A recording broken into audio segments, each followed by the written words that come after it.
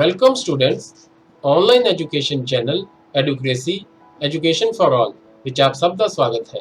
ਅੱਜ ਅਸੀਂ 7ਵੀਂ ਜਮਾਤ ਦੀ ਸਾਇੰਸ ਦਾ ਚੈਪਟਰ 2 ਪੜਾਂਗੇ, ਜਿਸ ਦਾ ਨਾਮ ਹੈ ਜੰਤੂਆਂ ਵਿੱਚ ਪੋਸ਼ਣ ਨਿਊਟ੍ਰੀਸ਼ਨ ਇਨ ਐਨੀਮਲਸ। ਇਹ ਚੈਪਟਰ ਅਸੀਂ ਦੋ ਭਾਗਾਂ ਵਿੱਚ ਕੀਤਾ ਹੈ। ਪਹਿਲਾ ਭਾਗ ਅਸੀਂ ਪੜ੍ਹ ਚੁੱਕੇ ਹਾਂ ਤੇ ਅੱਜ ਅਸੀਂ ਇਸ ਦਾ ਬਚਿਆ ਦੂਜਾ ਭਾਗ ਪੜਾਂਗੇ। ਭੋਜਨ ਨਲੀ, ਇਹ ਜੋ ਡਾਈਜੈਸਟਿਵ ਸਿਸਟਮ ਹੈ, ਇਹ ਅਸੀਂ ਅੱਧਾ ਜੋ ਹੈ ਪਹਿਲੇ ਭਾਗ ਵਿੱਚ ਪੜ੍ਹ ਚੁੱਕੇ ਹਾਂ। ਸੋ ਆਓ ਬਾਕੀ ਬਚਿਆ ਡਾਈਜੈਸਟਿਵ ਸਿਸਟਮ ਅਤੇ ਇਹ ਲੈਸਨ ਮੁਕੰਮਲ ਕਰੀਏ। ਭੋਜਨ ਨਲੀ ਜਾਂ ਫਿਰ ਅੰਨ ਨਲੀ, ਇੰਗਲਿਸ਼ ਵਿੱਚ ਏਸੋਫੇਗਸ। ਚਬਾਇਆ ਹੋਇਆ ਭੋਜਨ ਭੋਜਨ ਨਲੀ ਜਾਂ ਅੰਨ ਨਲੀ ਵਿੱਚ ਜਾਂਦਾ ਹੈ। ਅੰਨ ਨਲੀ ਗਲੇ ਤੋਂ ਹੁੰਦੀ ਹੋਈ ਜਾਂਦੀ ਹੈ।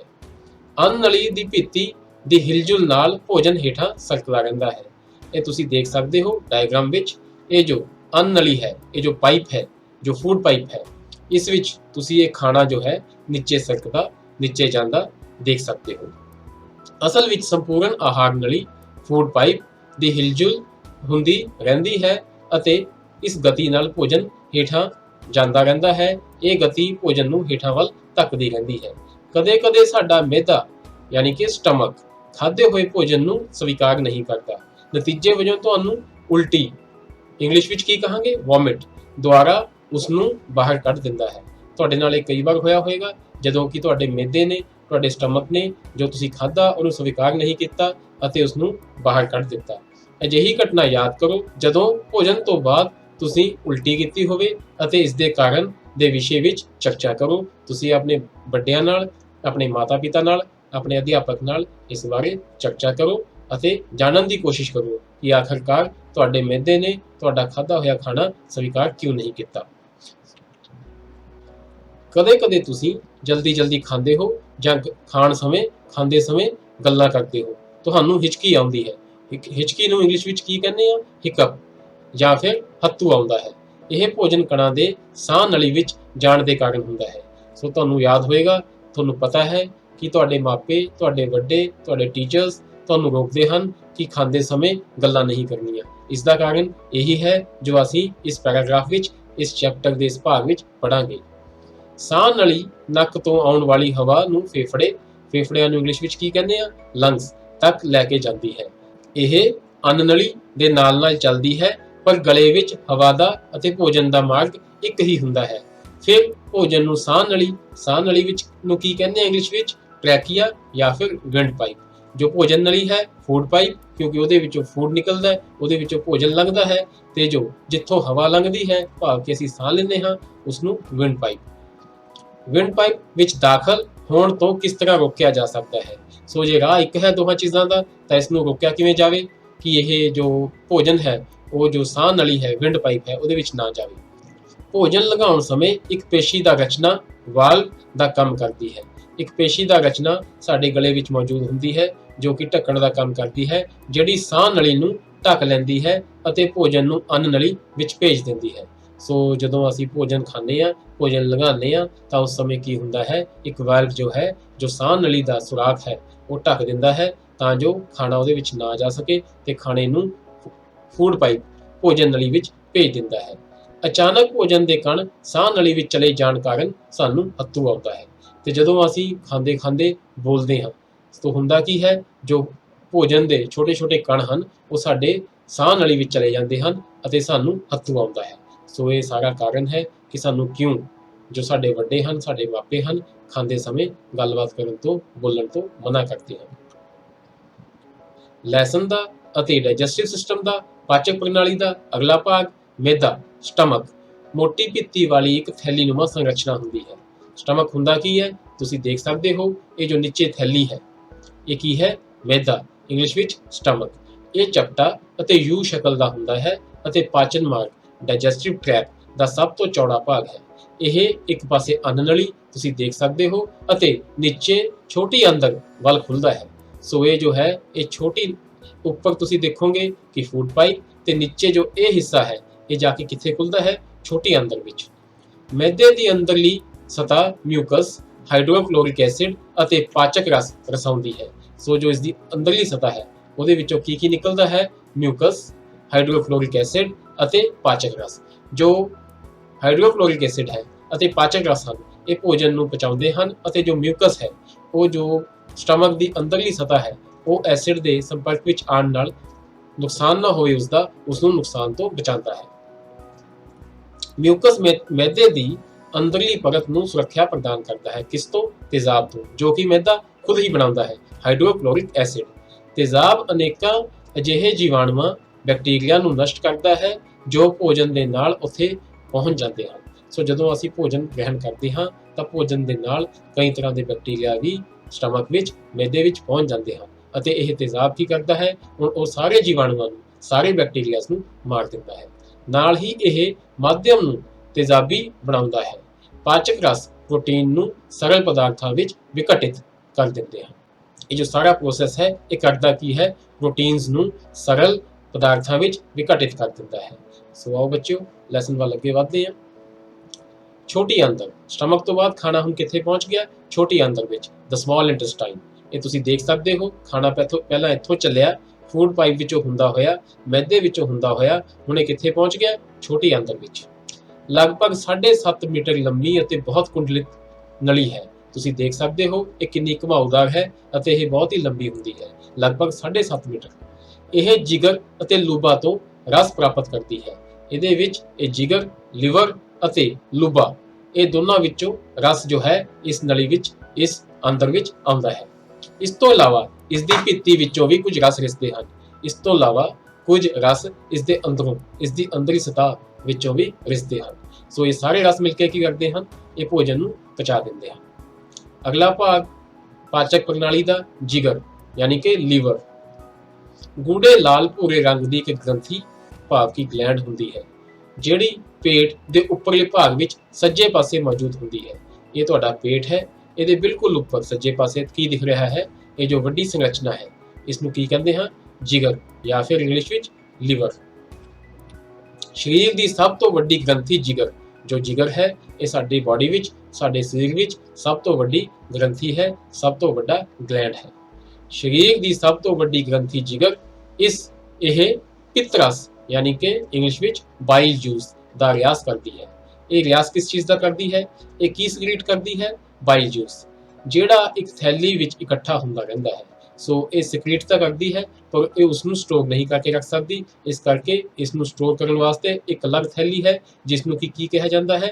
ਗਾਲ ਬਲੈਡਰ ਜਾਂ ਫਿਰ ਪਿੱਤਾ। ਪਿਤਰਸ ਚਰਬੀ ਭਾਵ ਕਿ ਫੈਟ ਦੇ ਪਾਚਨ ਵਿੱਚ ਇੱਕ ਮਹੱਤਵਪੂਰਨ ਭੂਮਿਕਾ ਨਿਭਾਉਂਦਾ ਹੈ।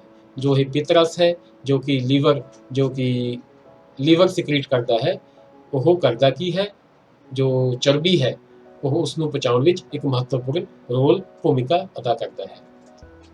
ਇਸ ਤੋਂ ਬਾਅਦ ਡਾਈਜੈਸਟਿਵ ਸਿਸਟਮ ਦਾ ਇੱਕ ਹੋਰ ਬਹੁਤ ਹੀ ਮਹੱਤਵਪੂਰਨ ਅੰਗ ਲੂਬਾ, ਇੰਗਲਿਸ਼ ਵਿੱਚ ਇਸ ਨੂੰ ਕੀ ਕਹਿੰਦੇ ਆ? ਪੈਂਕਰੀਆਸ। ਤੁਸੀਂ ਡਾਇਗਰਾਮ ਵਿੱਚ ਦੇਖ ਸਕਦੇ ਹੋ ਇਹ ਜੋ ਵੱਡੀ ਆਂਦਰ ਅਤੇ ਜੋ ਤੁਹਾਡਾ ਮੈਦਾ ਹੈ ਉਹਦੇ ਵਿਚਾਲੇ ਤੁਹਾਨੂੰ ਇੱਕ ਪੱਤੇ ਵਰਗੀ ਆਕ੍ਰਿਤੀ ਦਿਖ ਰਹੀ ਹੈ ਜਿਸ ਨੂੰ ਕੀ ਕਿਹਾ ਜਾਂਦਾ ਹੈ? ਲੂਬਾ ਜਾਂ ਫਿਰ ਪੈਂਕਰੀਆਸ। ਇਹ ਹਲਕੇ ਪੀਲੇ ਰੰਗ ਦੀ ਵੱਡੀ ਗ੍ਰੰਥੀ ਹੈ ਜੋ ਮੈਦੇ ਦੇ ਬਿਲਕੁਲ ਥੱਲੇ ਸਥਿਤ ਹੁੰਦੀ ਹੈ। ਇਹ ਲੂਬਾ ਰਸ, ਇੰਗਲਿਸ਼ ਵਿੱਚ ਪੈਂਕਰੀਆਟਿਕ ਜੂਸ ਪੈਦਾ ਕਰਦਾ ਹੈ ਜੋ ਭੋਜਨ ਵਿੱਚ ਮੌਜੂਦ ਕਾਰਬੋਹਾਈਡਰੇਟ ਅਤੇ ਪ੍ਰੋਟੀਨ ਨਾਲ ਕਿਰਿਆ ਕਰਦਾ ਹੈ ਅਤੇ ਇਹਨਾਂ ਨੂੰ ਸਰਲ ਰੂਪ ਵਿੱਚ ਪਰਿਵਰਤਿਤ ਕਰ ਦਿੰਦਾ ਹੈ। ਸੋ ਜੋ ਪੈਂਕਰੀਆਟਿਕ ਜੂਸ ਹੈ ਉਹ ਕਰਦਾ ਕੀ ਹੈ? ਜੋ ਸਾਡੇ ਫੂਡ ਵਿੱਚ, ਸਾਡੇ ਭੋਜਨ ਵਿੱਚ ਜੋ ਕਾਰਬੋਹਾਈਡਰੇਟ ਅਤੇ ਪ੍ਰੋਟੀਨ ਹਨ ਉਹਨਾਂ ਨੂੰ ਵਿਘਟਿਤ ਕਰਕੇ ਸਰਲ ਪਦਾਰਥਾਂ ਵਿੱਚ ਕਨਵਰਟ ਕਰ ਦਿੰਦਾ ਹੈ, ਬਦਲ ਦਿੰਦਾ ਹੈ। ਅੰਸ਼ਿਕ ਰੂਪ ਵਿੱਚ ਪਚਿਆ ਭੋਜਨ ਹੁਣ ਛੋਟੀਆਂ ਆਂਦਰਾਂ ਦੇ ਹੇਠਲੇ ਭਾਗ ਵਿੱਚ ਪਹੁੰਚਦਾ ਹੈ। ਇੱਥੇ ਆਂਦਰ ਰਸ, ਇੰਟੈਸਟਾਈਨਲ ਜੂਸ, ਸੋ ਜੋ ਇੰਟੈਸਟਾਈਨਸ ਹਨ ਉਹ ਵੀ ਇੱਕ ਤਰ੍ਹਾਂ ਦਾ ਜੂਸ ਸਿਕ੍ਰੀਟ ਕਰਦੀਆਂ ਹਨ, ਰਿਆਜ਼ ਕਰਦੀਆਂ ਹਨ ਇੱਕ ਜੂਸ ਦਾ, ਜੋ ਕਿ ਜਿਸ ਨੂੰ ਕੀ ਕਿਹਾ ਜਾਂਦਾ ਹੈ? ਆਂਦਰ ਰਸ, ਜਿੱਥੇ ਆਂਦਰ ਰਸ ਪਾਚਨ ਕਿਰਿਆ ਨੂੰ ਪੂਰਾ ਕਰ ਦਿੰਦਾ ਹੈ। ਸੋ ਇਹ ਸਾਰੇ ਆਰਗਨਸ, ਸਾਰੇ ਜੋ ਤੁਹਾਡੇ ਅੰਗ ਹਨ ਇਹਨਾਂ ਵਿੱਚੋਂ ਭੋਜਨ ਗੁਜ਼ਰਦਾ ਹੈ ਅਤੇ ਅੰਤ ਵਿੱਚ ਆਂਦਰ ਵਿੱਚ ਪਹੁੰਚਦਾ ਹੈ, ਛੋਟੀ ਆਂਦਰ ਵਿੱਚ ਪਹੁੰਚਦਾ ਹੈ ਅਤੇ ਜੋ ਆਂਦਰ ਦਾ ਰਸ ਹੈ, ਜੋ ਇੰਟੈਸਟਾਈਨਲ ਜੂਸ ਹੈ, ਉਹ ਕੀ ਕਰਦਾ ਹੈ? ਜੋ ਆਖਰੀ ਪੜਾਅ ਹੈ ਤੁਹਾਡੇ ਭੋਜਨ ਦੇ ਪਾਚਨ ਦਾ ਉਸ ਨੂੰ ਵੀ ਪੂਰਾ ਕਰ ਦਿੰਦਾ ਹੈ। ਕਾਰਬੋਹਾਈਡਰੇਟ ਸਰਲ ਚੀਨੀ ਜਿਵੇਂ ਕਿ ਗਲੂਕੋਜ਼ ਵਿੱਚ ਪਰਿਵਰਤਿਤ ਹੋ ਜਾਂਦੇ ਹਨ। ਜੋ ਭੋਜਨ ਹੈ ਜਿਸ ਵਿੱਚ ਕਾਰਬੋਹਾਈਡਰੇਟ, ਪ੍ਰੋਟੀਨ ਅਤੇ ਫੈਟਸ ਹੁੰਦੇ ਹਨ ਉਹ ਅਲੱਗ-ਅਲੱਗ ਪਾਚਕ ਰਸਾਂ ਦੇ ਨਾਲ ਵਿਘਟਿਤ ਹੋ ਜਾਂਦੇ ਹਨ ਅਤੇ ਉਹ ਕਿਸ ਵਿੱਚ ਪਰਿਵਰਤਿਤ ਹੋ ਜਾਂਦੇ ਹਨ? ਸ਼ੂਗਰ ਗਲੂਕੋਜ਼ ਦੇ ਰੂਪ ਵਿੱਚ, ਚਰਬੀ ਭਾਵ ਕਿ ਫੈਟੀ ਐਸਿਡ ਅਤੇ ਗਲਿਸਰੋਲ ਵਿੱਚ ਅਤੇ ਪ੍ਰੋਟੀਨ, ਅਮੀਨੋ ਐਸਿਡ ਵਿੱਚ ਪਰਿਵਰਤਿਤ ਹੋ ਜਾਂਦੇ ਹਨ। ਜੋ ਫੈਟ ਹੈ ਉਸਦੇ ਫੈਟੀ ਐਸਿਡਸ ਬਣ ਜਾਂਦੇ ਹਨ ਅਤੇ ਜੋ ਪ੍ਰੋਟੀਨ ਹੈ ਉਸਦੇ ਅਮੀਨੋ ਐਸਿਡਸ ਬਣ ਜਾਂਦੇ ਹਨ। ਇੱਕ ਵਿਲੱਖਣ ਦੁਰਘਟਨਾ ਦੁਆਰਾ ਮੈਦੇ, ਸੋ ਇੱਕ ਬਹੁਤ ਹੀ ਵਿਲੱਖਣ ਦੁਰਘਟਨਾ ਹੈ ਜਿਸਨੇ ਕਿ ਜੋ ਪਾਚਨ ਪ੍ਰਣਾਲੀ ਹੈ ਉਸਦੇ ਗਿਆਨ ਵਿੱਚ ਕਾਫੀ ਵਾਧਾ ਕੀਤਾ ਅਤੇ ਇਸ ਦੇ ਕਾਰਨ ਹੀ ਵਿਗਿਆਨ ਜਗਤ ਜੋ ਹੈ ਉਹ ਪਾਚਕ ਪ੍ਰਣਾਲੀ ਨੂੰ ਚੰਗੀ ਤਰ੍ਹਾਂ ਸਮਝ ਪਾਇਆ। ਇੱਕ ਵਿਲੱਖਣ ਦੁਰਘਟਨਾ ਦੁਆਰਾ ਮੈਦੇ ਦੀ ਕਾਰਜ ਪ੍ਰਣਾਲੀ ਦੀ ਖੋਜ ਹੋਈ। ਸੰਨ 1822 ਵਿੱਚ ਅਲੈਕਸਿਸ ਸੇਂਟ ਮਾਰਟਿਨ ਨਾਂ ਦਾ ਇੱਕ ਵਿਅਕਤੀ ਗੋਲੀ ਲੱਗਣ ਕਾਰਨ ਬੁਰੀ ਤਰ੍ਹਾਂ ਜ਼ਖਮੀ ਹੋਇਆ। ਗੋਲੀ ਨਾਲ ਉਸਦੀ ਛਾਤੀ ਨੂੰ ਹਾਨੀ ਹੋ ਗਈ ਅਤੇ ਮੈਦਾ, ਸਟਮਕ, ਇਹ ਤੁਸੀਂ ਯਾਦ ਰੱਖਣਾ, ਮੈਦੇ ਨੂੰ ਇੰਗਲਿਸ਼ ਵਿੱਚ ਕੀ ਕਹਿੰਦੇ ਆ, ਸਟਮਕ, ਵਿੱਚ ਇੱਕ ਛੇਕ ਹੋ ਗਿਆ। ਸੋ ਜੋ ਗੋਲੀ ਸੀ ਉਸਦੇ ਬਿਲਕੁਲ ਪੇਟ ਵਿੱਚ ਲੱਗੀ, ਉਸਦੀ ਛਾਤੀ ਵਿੱਚ ਲੱਗੀ ਅਤੇ ਉਸਦੇ ਮੈਦੇ ਵਿੱਚ ਇੱਕ ਛੇਕ, ਇੱਕ ਸੁਰਾਖ ਹੋ ਗਿਆ। ਉਸਨੂੰ ਵਿਲੀਅਮ ਬਿਓਮਾਂਟ ਨਾਂ ਦੇ ਅੰਗਰੇਜ਼ੀ ਡਾਕਟਰ ਕੋਲ ਲਿਜਾਇਆ ਗਿਆ। ਡਾਕਟਰ ਨੇ ਉਸਦੀ ਜਾਨ ਤਾਂ ਬਚਾ ਲਈ ਪਰ ਉਹਦੇ ਮੈਦੇ ਦੇ ਛੇਕ ਨੂੰ ਚੰਗੀ ਤਰ੍ਹਾਂ ਬੰਦ ਨਾ ਕਰ ਸਕਿਆ। ਚਿੱਤਕ 2.8 ਤੁਸੀਂ ਦੇਖ ਸਕਦੇ ਹੋ ਕਿ ਹੋਇਆ ਇਸ ਤਰ੍ਹਾਂ ਸੀ ਕਿ ਇਹ ਗੋਲੀ ਨਾਲ ਉਸਦੇ ਮੈਦੇ ਵਿੱਚ ਛੇਕ ਹੋ ਗਿਆ ਸੀ। ਬਿਓਮਾਂਟ ਨੂੰ ਛੇਕ ਵਿੱਚੋਂ ਮੈਦੇ ਦੇ ਅੰਦਰ ਝਾਕਣ ਦਾ ਦੁਰਲਭ ਅਵਸਰ ਮਿਲਿਆ। ਸੋ ਇਸ ਨਾਲ ਹੋਇਆ ਕਿ ਜਦੋਂ ਉਸਦਾ ਛੇਕ ਬੰਦ ਨਹੀਂ ਹੋ ਪਾਇਆ ਤਾਂ ਜੋ ਉਸਦਾ ਡਾਕਟਰ ਸੀ ਉਸਨੂੰ ਉਸਦੇ ਮੈਦੇ ਦੇ ਅੰਦਰ ਜੋ ਕੁਝ ਵੀ ਘਟ ਰਿਹਾ ਹੈ ਉਸਨੂੰ ਦੇਖਣ ਦਾ, ਉਹਦੇ ਅੰਦਰ ਝਾਕਣ ਦਾ ਇੱਕ ਬਹੁਤ ਹੀ ਦੁਰਲਭ ਅਵਸਰ ਮਿਲ ਪਾਇਆ। ਉਸਨੇ ਕੁਝ ਦਿਲਚਸਪ ਪ੍ਰੀਖਣ ਕੀਤੇ। ਬਿਓਮਾਂਟ ਨੇ ਵੇਖਿਆ ਕਿ ਮੈਦਾ ਭੋਜਨ ਨੂੰ ਰਿੜਕ ਰਿਹਾ ਸੀ। ਇਸ ਦੀ ਭੀਤੀ ਵਿੱਚੋਂ ਦਰਵ ਰਿਸ ਰਿਹਾ ਸੀ। ਦਰਵ ਨੂੰ ਕੀ ਕਹਿੰਦੇ ਆ ਇੰਗਲਿਸ਼ ਵਿੱਚ, ਲਿਕੁਇਡ, ਜਿਹੜਾ ਭੋਜਨ ਨੂੰ ਪਚਾ ਰਿਹਾ ਸੀ। ਇਹ ਦਰਵ ਕੀ ਸੀ, ਇਹ ਜਿਸ ਦੀ ਅਸੀਂ ਗੱਲ ਕਰ ਰਹੇ ਹਾਂ, ਮਿਊਕਸ, ਹਾਈਡਰੋਕਲੋਰਿਕ ਐਸਿਡ ਅਤੇ ਹੋਰ ਪਾਚਕ ਰਸ। ਉਸਨੇ ਇਹ ਵੀ ਵੇਖਿਆ ਕਿ ਮੈਦਾ ਛੋਟੀ ਆਂਦਰ ਵਿੱਚ ਉਦੋਂ ਖੁੱਲਦਾ ਹੈ ਜਦੋਂ ਮੈਦੇ ਵਿੱਚ ਭੋਜਨ ਪੂਰਾ ਪਾਚਨ ਹੋ ਜਾਂਦਾ ਹੈ। ਸੋ ਉਸਨੇ ਇਹ ਵੀ ਦੇਖਿਆ ਕਿ ਜੋ ਮੈਦਾ ਹੈ ਉਹ ਆਂਦਰ ਨਾਲ ਜੁੜਿਆ ਤਾਂ ਹੁੰਦਾ ਹੈ ਪਰੰਤੂ ਇਹ ਖੁੱਲਦਾ ਉਦੋਂ ਹੀ ਹੈ ਜਦੋਂ ਪਾਚਨ ਪ੍ਰੋਸੈਸ, ਜੋ ਪਾਚਨ ਦੀ ਕਿਰਿਆ ਹੈ ਉਹ ਮੁਕੰਮਲ ਹੋ ਜਾਂਦੀ ਹੈ। ਇਸ ਤਰ੍ਹਾਂ ਨਹੀਂ ਹੈ ਕਿ ਜੋ ਮੈਦਾ ਹਮੇਸ਼ਾ ਹੀ ਅੰਦਰ ਵੱਲ ਖੁੱਲਿਆ ਰਹਿੰਦਾ ਹੈ। ਸੋ ਇਹਦਾ ਕਾਰਨ ਕੀ ਹੈ ਬੱਚਿਓ, ਕਿਉਂਕਿ ਇਹਦੇ ਵਿੱਚ ਹਾਈਡਰੋਕਲੋਰਿਕ ਐਸਿਡ ਬਣਦਾ ਹੈ। ਜੇ ਇਹ ਹਮੇਸ਼ਾ ਹੀ ਖੁੱਲਿਆ ਰਹੇਗਾ ਤਾਂ ਜੋ ਉਹ ਐਸਿਡ ਹੈ ਉਹ ਅੰਦਰ ਵਿੱਚ ਜਾ ਕੇ ਅੰਦਰ ਨੂੰ ਨੁਕਸਾਨ ਪਹੁੰਚਾ ਸਕਦਾ ਹੈ। ਸੋ ਇਹੀ ਕਾਰਨ ਹੈ ਕਿ ਜੋ ਮੈਦਾ ਹੈ ਉਹ ਅੰਦਰ ਵੱਲ ਉਦੋਂ ਹੀ ਖੁੱਲਦਾ ਹੈ ਜਦੋਂ ਪਾਚਨ ਕਿਰਿਆ ਭੋਜਨ ਦੀ ਉਸਦੇ ਅੰਦਰ ਬਿਲਕੁਲ ਚੰਗੀ ਤਰ੍ਹਾਂ ਹੋ ਚੁੱਕੀ ਹੁੰਦੀ ਹੈ। ਸੋ ਆਓ ਬੱਚਿਓ ਲੈਸਨ ਵਿੱਚ ਅੱਗੇ ਵਧਦੇ ਹਾਂ। ਅਗਲਾ ਭਾਗ ਛੋਟੀ ਆਂਦਰ। ਸੋ ਇਹ ਜੋ ਡਾਇਗਰਾਮ ਹੈ ਇਸ ਵਿੱਚ ਤੁਸੀਂ ਸਾਫ਼-ਸਾਫ਼ ਦੇਖ ਸਕਦੇ ਹੋ ਇਹ ਛੋਟੀ ਆਂਦਰ ਕਿਸ ਤਰ੍ਹਾਂ ਦੀ ਦਿਖਦੀ ਹੈ। ਛੋਟੀ ਆਂਦਰ ਵਿੱਚ ਸੋਖਣ। ਸੋ ਛੋਟੀ ਆਂਦਰ ਕੀ ਕਰਦੀ ਹੈ, ਇਸ ਨੂੰ ਪਚਾ ਕੇ ਪੂਰੀ ਤਰ੍ਹਾਂ ਇਸ ਵਿੱਚੋਂ ਜੋ ਵਿਕਟਿਤ, ਜੋ ਕਿ ਸਿੰਪਲਰ ਸਬਸਟੈਂਸਿਸ ਹੁੰਦੇ ਹਨ ਉਹਨਾਂ ਨੂੰ ਸੋਖ ਲੈਂਦੀ ਹੈ। ਐਬਜ਼ੌਰਪਸ਼ਨ ਇਨ ਦ ਸਮਾਲ ਇੰਟੈਸਟਾਈਨ। ਸੋ ਸੋਖਣ ਦਾ ਕੰਮ ਕਿਹੜਾ ਅੰਗ ਕਰਦਾ ਹੈ, ਸਮਾਲ ਇੰਟੈਸਟਾਈਨ। ਪਚਿਆ ਹੋਇਆ ਭੋਜਨ ਸੋਖਿਤ ਹੋ ਕੇ ਛੋਟੀ ਆਂਦਰ ਦੀ ਭਿੱਤੀ ਵਿੱਚ ਸਥਿਤ ਲਹੂ ਵਹਿਣੀਆਂ ਬਾਰੇ ਅਸੀਂ ਪਹਿਲਾਂ ਵੀ ਪੜ੍ਹਿਆ। ਇਸ ਨੂੰ ਕੀ ਕਹਿੰਦੇ ਆ, ਬਲੱਡ ਵੈਸਲਸ ਵਿੱਚ ਚਲਾ ਜਾਂਦਾ ਹੈ। ਇਸ ਵਿਧੀ ਨੂੰ ਸੋਖਣ ਜਾਂ ਫਿਰ ਇੰਗਲਿਸ਼ ਵਿੱਚ ਐਬਜ਼ੌਰਪਸ਼ਨ ਕਹਿੰਦੇ ਹਾਂ। ਛੋਟੀ ਆਂਦਰ ਦੀ ਅੰਦਰਲੀ ਭਿੱਤੀ ਉੱਤੇ ਉਂਗਲੀਆਂ ਵਰਗੀਆਂ ਸੰਰਚਨਾਵਾਂ ਹੁੰਦੀਆਂ ਹਨ। ਸੋ ਜੋ ਇਹਦੀ ਅੰਦਰਲੀ ਭਿੱਤੀ ਹੈ ਉਹ ਕਿਸ ਤਰ੍ਹਾਂ ਬਣੀ ਹੁੰਦੀ ਹੈ, ਇਸ ਦੇ ਅੰਦਰ ਛੋਟੀ-ਛੋਟੀਆਂ ਉਂਗਲਾਂ ਵਰਗੀਆਂ ਰਚਨਾਵਾਂ ਹੁੰਦੀਆਂ ਹਨ ਜਿਨ੍ਹਾਂ ਨੂੰ ਰਸ ਅੰਕੁਰ ਜਾਂ ਫਿਰ ਵਿਲਾਏ ਕਹਿੰਦੇ ਹਨ। ਕੀ ਤੁਸੀਂ ਅੰਦਾਜ਼ਾ ਲਗਾ ਸਕਦੇ ਹੋ ਕਿ ਰਸ ਅੰਕੁਰ ਯਾਨੀ ਕਿ ਵਿਲਾਏ ਦੀ ਆਂਦਰਾਂ ਵਿੱਚ ਕੀ ਭੂਮਿਕਾ ਹੈ। ਰਸ ਅੰਕੁਰ ਪਚੇ ਹੋਏ ਭੋਜਨ ਨੂੰ ਸੋਖਣ ਵਾਲੀ ਸਤਹ ਵਧਾ ਦਿੰਦੇ ਹਨ। ਸੋ ਜੋ ਇਹ ਕੀ ਕਰਦੇ ਹਨ, ਕਿਉਂਕਿ ਜੋ ਇਹ ਉਂਗਲਾਂ ਵਰਗੀਆਂ ਆਕ੍ਰਿਤੀਆਂ ਹਨ ਇਸ ਨਾਲ ਹੁੰਦਾ ਕੀ ਹੈ, ਜੋ ਛੋਟੀ ਆਂਦਰ ਹੈ ਉਸਦੀ ਜੋ ਸਤਹ ਹੈ, ਉਸਦਾ ਜੋ ਸਰਫੇਸ ਏਰੀਆ ਹੈ ਉਹ ਵੱਧ ਜਾਂਦਾ ਹੈ। ਹਰੇਕ ਰਸ ਅੰਕੁਰ ਇੱਕ ਸੂਖਮ ਲਹੂ ਵਹਿਣੀ, ਇੰਗਲਿਸ਼ ਵਿੱਚ ਬਲੱਡ ਵੈਸਲ ਦਾ ਜਾਲ ਫੈਲਿਆ ਰਹਿੰਦਾ ਹੈ। ਸੋ ਹਰ ਇੱਕ ਰਸ ਅੰਕੁਰ ਵਿੱਚ ਕੀ ਹੁੰਦਾ ਹੈ, ਇੱਕ ਸੂਖਮ ਲਹੂ ਵਹਿਣੀਆਂ ਦਾ ਪੂਰਾ ਜਾਲ ਫੈਲਿਆ ਹੁੰਦਾ ਹੈ। ਰਸ ਅੰਕੁਰ ਦੇ ਤਲ ਉੱਤੇ ਪਚੇ ਹੋਏ ਭੋਜਨ ਦਾ ਸੋਖਣ ਹੁੰਦਾ ਹੈ।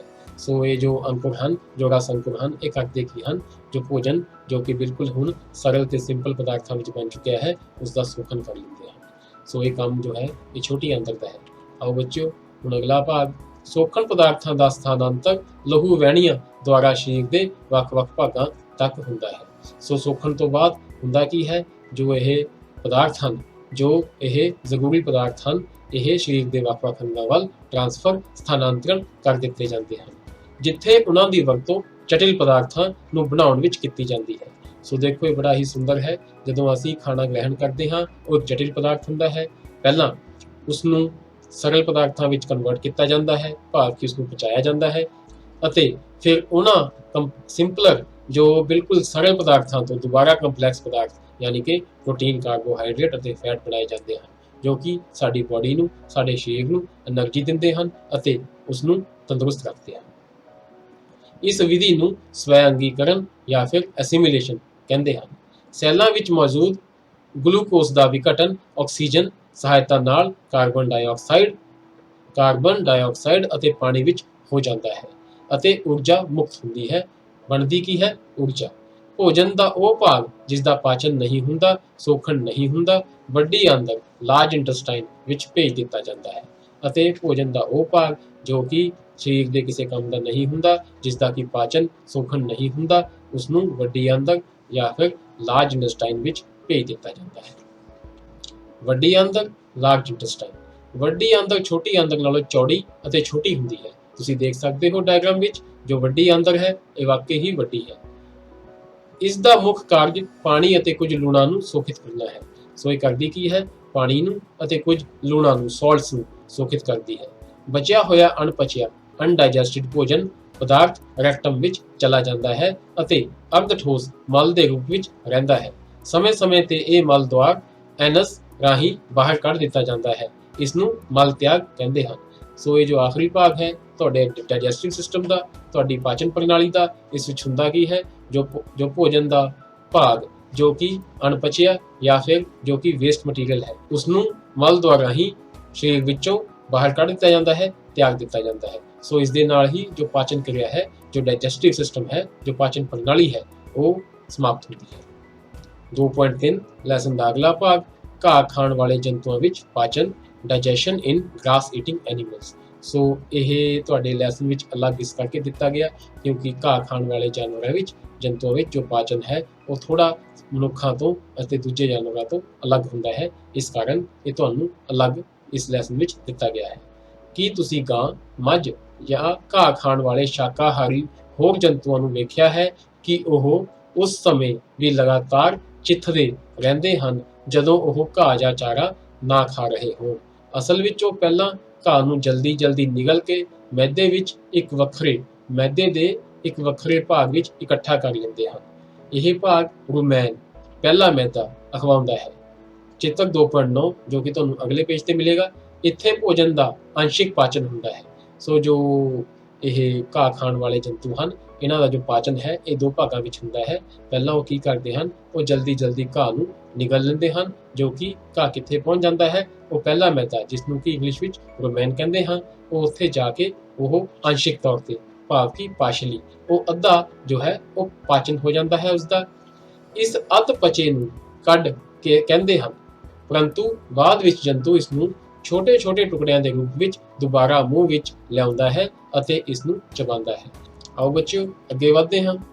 ਇਸ ਵਿਧੀ ਨੂੰ ਜੁਗਾਲੀ ਕਰਨਾ ਕਹਿੰਦੇ ਹਨ ਅਤੇ ਅਜਿਹੇ ਜੰਤੂਆਂ ਨੂੰ ਰੂਮੀਨੈਂਟ ਜਾਂ ਜੁਗਾਲੀ ਕਰਨ ਵਾਲਾ ਜੰਤੂ ਕਹਿੰਦੇ ਹਨ। ਤੁਸੀਂ ਚਿੱਤਰ ਵਿੱਚ ਦੇਖ ਸਕਦੇ ਹੋ ਇੱਕ ਗਾਂ ਜੋ ਕਿ ਇੱਕ ਰੂਮੀਨੈਂਟ ਹੈ, ਜੁਗਾਲੀ ਕਰਨ ਵਾਲਾ ਜੰਤੂ ਹੈ। ਇਸ ਦੇ ਪੇਟ ਵਿੱਚ ਤੁਹਾਨੂੰ ਅੰਨ ਨਲੀ ਦੇ ਨਾਲ ਇੱਕ ਰੂਮੈਨ ਨਾਂ ਦਾ ਵੱਖਰਾ ਅੰਗ ਦਿਖ ਰਿਹਾ ਹੈ। ਇਹ ਕਰਦਾ ਕੀ ਹੈ? ਇਹ ਭੋਜਨ ਨੂੰ ਅੰਸ਼ਿਕ ਤੌਰ ਤੇ ਪਚਾਉਂਦਾ ਹੈ ਅਤੇ ਇਸ ਵਿੱਚ ਹੀ ਜਾਨਵਰ ਉਹ ਭੋਜਨ ਰੱਖਦੇ ਹਨ ਜੋ ਕਿ ਬਾਅਦ ਵਿੱਚ ਉਹ ਆਪਣੇ ਮੂੰਹ ਵਿੱਚ ਲਿਆ ਕੇ ਉਸ ਦੀ ਜੁਗਾਲੀ ਕਰਦੇ ਹਨ। ਘਾਹ ਵਿੱਚ ਸੈਲੂਲੋਜ਼ ਦੀ ਕਾਫੀ ਮਾਤਰਾ ਹੁੰਦੀ ਹੈ, ਜਿਹੜਾ ਇੱਕ ਕਿਸਮ ਦਾ ਕਾਰਬੋਹਾਈਡਰੇਟ ਹੈ। ਕਈ ਜੰਤੂ ਅਤੇ ਮਨੁੱਖ ਸੈਲੂਲੋਜ਼ ਦਾ ਪਾਚਨ ਨਹੀਂ ਕਰ ਪਾਉਂਦੇ। ਰੂਮੀਨੈਂਟ ਵਿੱਚ ਛੋਟੀ ਆਂਦਰ ਅਤੇ ਵੱਡੀ ਆਂਦਰ ਵਿਚਾਲੇ ਇੱਕ ਥੈਲੀ ਵਰਗੀ ਸੰਰਚਨਾ ਹੁੰਦੀ ਹੈ, ਜਿੱਥੇ ਭੋਜਨ ਦਾ ਪਾਚਨ ਇੱਥੇ ਮੌਜੂਦ ਕੁਝ ਜੀਵਾਣੂਆਂ ਦੁਆਰਾ ਕੀਤਾ ਜਾਂਦਾ ਹੈ ਜੋ ਮਨੁੱਖ ਦੀ ਆਹਾਰ ਨਲੀ ਵਿੱਚ ਮੌਜੂਦ ਨਹੀਂ ਹੁੰਦੇ। ਸੋ ਜੋ ਰੂਮੀਨੈਂਟਸ ਹਨ, ਉਹਨਾਂ ਦੇ ਪੇਟ ਵਿੱਚ ਇੱਕ ਵੱਡੀ ਆਂਦਰ ਅਤੇ ਛੋਟੀ ਆਂਦਰ ਦੇ ਵਿਚਾਲੇ ਇੱਕ ਥੈਲੀ ਵਰਗੀ ਸੰਰਚਨਾ ਹੁੰਦੀ ਹੈ, ਜਿੱਥੇ ਕਿ ਜੀਵਾਣੂ ਹੁੰਦੇ ਹਨ। ਇਹ ਜੀਵਾਣੂ ਇਹਨਾਂ ਦੀ ਪਾਚਨ ਵਿੱਚ ਮਦਦ ਕਰਦੇ ਹਨ। ਇਹ ਜੀਵਾਣੂ ਮਨੁੱਖਾਂ ਦੀ ਆਹਾਰ ਨਲੀ ਵਿੱਚ ਨਹੀਂ ਪਾਏ ਜਾਂਦੇ। ਸੋ ਇਹ ਜੋ ਫਰਕ ਹੈ, ਇਹ ਰੂਮੀਨੈਂਟਸ ਨੂੰ ਬਾਕੀ ਜਾਨਵਰਾਂ ਨਾਲੋਂ ਵੱਖ ਕਰਦਾ ਹੈ। ਸੋ ਆਓ ਬੱਚਿਓ ਅੱਗੇ ਵਧਦੇ ਹਾਂ। ਹੁਣ ਤੱਕ ਤੁਸੀਂ ਉਹਨਾਂ ਜੰਤੂਆਂ ਦੇ ਵਿਸ਼ੇ ਵਿੱਚ ਪੜ੍ਹਿਆ ਹੈ ਜਿਨ੍ਹਾਂ ਵਿੱਚ ਪਾਚਨ ਪ੍ਰਣਾਲੀ ਹੁੰਦੀ ਹੈ, ਪਰ ਅਜਿਹੇ ਬਹੁਤ ਸਾਰੇ ਸੂਖਮ ਜੀਵ ਹਨ ਜਿਨ੍ਹਾਂ ਵਿੱਚ ਨਾ ਤਾਂ ਮੂੰਹ ਹੁੰਦਾ ਹੈ ਅਤੇ ਨਾ ਹੀ ਪਾਚਨ ਪ੍ਰਣਾਲੀ। ਫਿਰ ਉਹ ਕਿਸ ਤਰ੍ਹਾਂ ਭੋਜਨ ਗ੍ਰਹਿਣ ਕਰਦੇ ਹਨ ਅਤੇ ਉਸ ਦਾ ਪਾਚਨ ਕਿਵੇਂ ਕਰਦੇ ਹਨ? ਭਾਗ 2.4 ਵਿੱਚ ਤੁਸੀਂ ਭੋਜਨ ਗ੍ਰਹਿਣ ਕਰਨ ਦੀ ਇੱਕ ਹੋਰ ਦਿਲਚਸਪ ਵਿਧੀ ਦਾ ਅਧਿਐਨ ਕਰੋਗੇ। ਅਮੀਬਾ ਕੀ ਹੈ? ਇੱਕ ਸੂਖਮ ਜੀਵ ਹੈ। ਅਮੀਬਾ ਵਿੱਚ ਭੋਜਨ ਗ੍ਰਹਿਣ ਕਰਨ ਅਤੇ ਪਾਚਨ। ਇੰਜੈਸ਼ਨ ਭੋਜਨ ਗ੍ਰਹਿਣ ਕਰਨਾ, ਡਾਈਜੈਸ਼ਨ ਪਾਚਨ। ਇੰਜੈਸ਼ਨ and digestion in amoeba. Amoeba ਜਲ ਭੰਡਾਰਾਂ ਵਿੱਚ ਮਿਲਣ ਵਾਲਾ ਇੱਕ ਸੈਲੀ ਯਾਨੀ ਕਿ ਇਹ ਇੱਕ ਸੈੱਲ ਦਾ ਜੀਵ ਹੈ। ਅਮੀਬਾ ਜਲ ਭੰਡਾਰਾਂ ਵਿੱਚ ਮਿਲਣ ਵਾਲਾ ਇੱਕ ਸੈਲੀ ਜੀਵ ਹੈ। ਅਮੀਬਾ ਦੀ ਇੱਕ ਸੈਲੀ ਝਿੱਲੀ, ਇਸ ਨੂੰ ਕੀ ਕਿਹਾ ਜਾਂਦਾ ਹੈ ਇੰਗਲਿਸ਼ ਵਿੱਚ? ਸੈਲ ਮੈਂਬਰੇਨ ਹੁੰਦੀ ਹੈ। ਇੱਕ ਗੋਲ ਸੰਘਣਾ ਕੇਂਦਰਕ ਨੂੰ ਅਸੀਂ ਕੀ ਕਹਿੰਦੇ ਆ? ਅਸੀਂ ਪਹਿਲਾਂ ਪੜ੍ਹ ਚੁੱਕੇ ਹਾਂ, ਨਿਊਕਲੀਅਸ। ਅਤੇ ਕੋਸ਼ਿਕਾ ਵਿੱਚ ਬੁਲਬੁਲਿਆਂ ਵਰਗੀਆਂ ਅਨੇਕ ਰਸਧਾਨੀਆਂ ਇੰਗਲਿਸ਼ ਵਿੱਚ ਵੈਕਿਊਲਸ ਹੁੰਦੀਆਂ ਹਨ। ਇਹ ਜੋ ਉਸਦੀ ਬੋਡੀ ਹੈ, ਜੋ ਉਸਦਾ ਸਰੀਰ ਹੈ, ਉਹਦੀ ਜੋ ਬਣਤਰ ਹੈ ਉਹ ਕਿਸ ਤਰ੍ਹਾਂ ਦੀ ਹੁੰਦੀ ਹੈ ਉਹਦੇ ਬਾਰੇ ਤੁਹਾਨੂੰ ਦੱਸਿਆ ਗਿਆ ਹੈ। ਉਸਦੀ ਇੱਕ ਸੈਲ ਝਿੱਲੀ ਹੁੰਦੀ ਹੈ, ਇੱਕ ਨਿਊਕਲੀਅਸ ਜੋ ਕਿ ਸੰਘਣਾ ਕੇਂਦਰਕ ਹੈ ਅਤੇ ਕੁਝ ਰਸਧਾਨੀਆਂ ਯਾਨੀ ਕਿ ਵੈਕਿਊਲਸ ਹੁੰਦੀਆਂ ਹਨ। ਚਿੱਤਰ 2.10 ਜੋ ਕਿ ਇਹ ਨੀਚੇ ਤੁਹਾਡੇ ਵਾਸਤੇ ਲਗਾਇਆ ਗਿਆ ਹੈ। ਅਮੀਬਾ ਲਗਾਤਾਰ ਆਪਣੀ ਆਕ੍ਰਿਤੀ ਮਤਲਬ ਸ਼ੇਪ ਅਤੇ ਸਥਿਤੀ ਬਦਲਦਾ ਰਹਿੰਦਾ ਹੈ। ਇਹ ਇੱਕ ਜਾਂ ਵਧੇਰੇ ਉਂਗਲੀ ਵਰਗੇ ਵਾਧਰੇ ਕੱਢਦਾ ਰਹਿੰਦਾ ਹੈ। ਤੁਸੀਂ ਦੇਖ ਸਕਦੇ ਹੋ ਇਹ ਉਂਗਲੀ ਵਰਗਾ ਵਾਧਾ ਇੱਕ ਇੱਥੇ ਹੈ, ਇੱਕ ਵਾਧਰਾ ਇੱਥੇ ਹੈ, ਇੱਕ ਵਾਧਰਾ ਇੱਥੇ ਹੈ। ਸੋ ਇਸ ਤੋਂ ਕੀ ਹੁੰਦੇ ਹਨ? ਇਸ ਦੇ ਉਂਗਲੀ ਵਰਗੇ ਵਾਧੇ ਇੱਕ ਜਾਂ ਇੱਕ ਤੋਂ ਵਧੇਰੇ ਹੁੰਦੇ ਹਨ, ਜਿਨ੍ਹਾਂ ਨੂੰ ਆਭਾਸੀ ਪੈਰ ਜਾਂ ਫਿਰ ਇੰਗਲਿਸ਼ ਵਿੱਚ ਸੀਡੋਪੋਡੀਅਮ ਕਹਿੰਦੇ ਹਨ। ਤੁਸੀਂ ਇੱਥੇ ਦੇਖੋ ਇਹ ਲਿਖਿਆ ਹੋਇਆ ਸੀਡੋਪੋਡੀਅਮ। ਇਹਨਾਂ ਨੂੰ ਕੀ ਕਿਹਾ ਜਾਂਦਾ? ਪੰਜਾਬੀ ਵਿੱਚ ਆਭਾਸੀ ਪੈਰ, ਜੋ ਇਸ ਨੂੰ ਗਤੀ ਦੇਣ ਅਤੇ ਭੋਜਨ ਫੜਨ ਵਿੱਚ ਸਹਾਇਤਾ ਕਰਦੇ ਹਨ। ਅਮੀਬਾ ਕੁਝ ਸੂਖਮ ਜੀਵਾਂ ਦਾ ਆਹਾਰ ਕਰਦਾ ਹੈ। ਜਦੋਂ ਇਸ ਨੂੰ ਭੋਜਨ ਦਾ ਪਤਾ ਲੱਗਦਾ ਹੈ ਤਾਂ ਇਹ ਭੋਜਨ ਕਣ ਦੇ ਚੌਹਾਂ ਪਾਸਿਓਂ ਤੋਂ ਆਭਾਸੀ ਪੈਰ ਸੀਡੋਪੋਡੀਅਮ ਵਿਕਸਿਤ ਕਰਕੇ ਉਹਨਾਂ ਨੂੰ ਅੰਦਰ ਲਗਾ ਜਾਂਦਾ ਹੈ। ਭੋਜਨ ਪਦਾਰਥ ਉਸਦੇ ਭੋਜਨ ਵੈਕਿਊਲ ਵਿੱਚ ਫਸ ਜਾਂਦੇ ਹਨ। ਸੋ ਤੁਸੀਂ ਦੇਖ ਸਕਦੇ ਹੋ ਇਹ ਭੋਜਨ ਹੈ ਇਸਦਾ। ਇਹ ਜੋ ਇਸਨੇ ਦੋ ਆਭਾਸੀ ਪੈਰ ਇਸਦੇ ਆਸੇ-ਪਾਸੇ ਫੈਲਾ ਦਿੱਤੇ ਹਨ ਅਤੇ ਇਸ ਨੂੰ ਇਹ ਹੌਲੀ-ਹੌਲੀ ਅੰਦਰ ਲਗਾ ਲੈਂਦਾ ਹੈ ਅਤੇ ਉਸ ਤੋਂ ਬਾਅਦ ਇਸ ਦਾ ਪਾਚਨ ਕਰਕੇ ਜੋ ਵੇਸਟ ਮਟੀਰੀਅਲ ਹੈ, ਜੋ ਬਚਿਆ ਹੋਇਆ, ਜੋ ਅਣਪਚਿਆ ਮਟੀਰੀਅਲ ਹੈ, ਜੋ ਕਿ ਅਮੀਬਾ ਦੇ ਕੰਮ ਦਾ ਨਹੀਂ, ਉਹ ਉਸ ਨੂੰ ਆਪਣੇ ਸਰੀਰ ਵਿੱਚੋਂ ਉਸ ਨੂੰ ਬਾਹਰ ਕੱਢ ਦਿੰਦਾ ਹੈ। ਸੋ ਇਹ ਜੋ ਪਾਚਨ ਹੈ ਅਮੀਬਾ ਦਾ, ਇਹ ਮੁੱਢਲੇ ਤੌਰ ਤੇ ਤਾਂ ਹੈ ਇਨਸਾਨਾਂ ਵਰਗਾ ਹੀ, ਪਰੰਤੂ ਇਹ ਨਾਲ ਹੀ ਬੜਾ ਅਲੱਗ ਵੀ ਹੈ, ਕਿਉਂਕਿ ਇਸ ਵਿੱਚ ਮਨੁੱਖ ਵਾਂਗ ਅਲੱਗ-ਅਲੱਗ ਜੋ ਆਰਗਨਸ ਹਨ, ਜੋ ਅਲੱਗ-ਅਲੱਗ ਅੰਦਰੂਨੀ ਅੰਗ ਹਨ, ਉਹ ਨਹੀਂ ਹੁੰਦੇ। ਇਹ ਬਹੁਤ ਹੀ ਸਿੰਪਲ ਇੱਕ ਸੈਲੀ ਸਾਦਾ ਸਰਲ ਜੀਵ ਹੈ, ਪਰੰਤੂ ਇਹ ਪਾਚਨ ਪ੍ਰਣਾਲੀ ਦੇ ਉਹ ਸਭ ਕੰਮ ਇੱਕ ਸੈਲੀ ਜੀਵ ਵੀ ਕਰਦਾ ਹੈ। ਅਮੀਬਾ ਭੋਜਨ ਵੈਕਿਊਲ ਵਿੱਚ ਹੀ ਪਾਚਕ ਰਸ ਰਿਸਦੇ ਹਨ। ਇਹ ਭੋਜਨ ਪਦਾਰਥਾਂ ਨਾਲ ਕਿਰਿਆ ਕਰਕੇ ਉਹਨਾਂ ਨੂੰ ਸਰਲ ਪਦਾਰਥ ਅਸੀਂ ਬਹੁਤ ਵਾਰ ਪੜ੍ਹ ਚੁੱਕੇ ਹਾਂ, ਇੰਗਲਿਸ਼ ਵਿੱਚ ਸਿੰਪਲਰ ਸਬਸਟੈਂਸਿਸ ਵਿੱਚ ਬਦਲ ਦਿੰਦੇ ਹਨ। ਪਚਿਆ ਹੋਇਆ ਭੋਜਨ ਹੌਲੀ-ਹੌਲੀ ਸੋਖਿਆ ਜਾਂਦਾ ਹੈ। ਸੋਖਿਆ ਪਦਾਰਥ ਅਮੀਬਾ ਦੇ ਵਾਧ ਮਤਲਬ ਗਰੋਥ, ਰੱਖ ਰਖਾਓ ਅਤੇ ਗੁਣਨ ਭਾਵ ਕਿ ਮਲਟੀਪਲੀਕੇਸ਼ਨ ਭਾਵ ਕਿ ਗਿਣਤੀ ਵਧਾਉਣ ਲਈ ਵਰਤਿਆ ਜਾਂਦਾ ਹੈ। ਬਿਨਾਂ ਪਚਿਆ ਰਹਿੰਦ ਖੂੰਹਦ ਭੋਜਨ ਸਧਾਨੀ ਦੁਆਰਾ ਬਾਹਰ ਕੱਢ ਦਿੱਤਾ ਜਾਂਦਾ ਹੈ। ਸੋ ਇਹ ਸਾਰੀਆਂ ਉਹੀ ਕਿਰਿਆਵਾਂ ਹਨ ਜੋ ਮਨੁੱਖ ਅਤੇ ਹੋਰ ਜੀਵ ਕਰਦੇ ਹਨ, ਬਸ ਇਹ ਕਰਨ ਦਾ ਜੋ ਤਰੀਕਾ ਹੈ ਉਹ ਥੋੜਾ ਅਲੱਗ ਹੈ। ਭੋਜਨ ਦੇ ਪਾਚਨ ਦੀ ਮੂਲ ਵਿਧੀ ਸਾਰੇ ਪ੍ਰਾਣੀਆਂ ਵਿੱਚ ਇੱਕੋ ਜਿਹੀ ਹੈ, ਜੋ ਕਿ ਮੈਂ ਤੁਹਾਨੂੰ ਪਹਿਲਾਂ ਦੱਸ ਚੁੱਕਿਆ ਹਾਂ।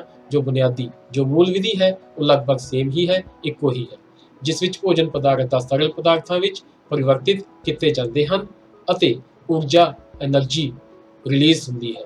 ਅਗਲੇ ਅਧਿਆਇ ਵਿੱਚ ਤੁਸੀਂ ਆਂਦਰਾਂ ਦੁਆਰਾ ਸੋਖਿਤ ਭੋਜਨ ਪਦਾਰਥਾਂ ਦਾ ਸਰੀਰ ਅਤੇ ਹਰ ਭਾਗਾਂ ਵਿੱਚ ਸਥਾਨਾਂਤਰਣ ਦੇ ਵਿਸ਼ੇ ਵਿੱਚ ਪੜ੍ਹੋਗੇ।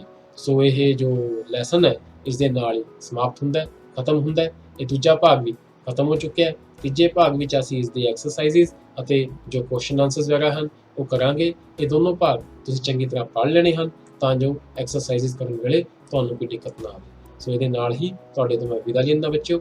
ਧੰਨਵਾਦ।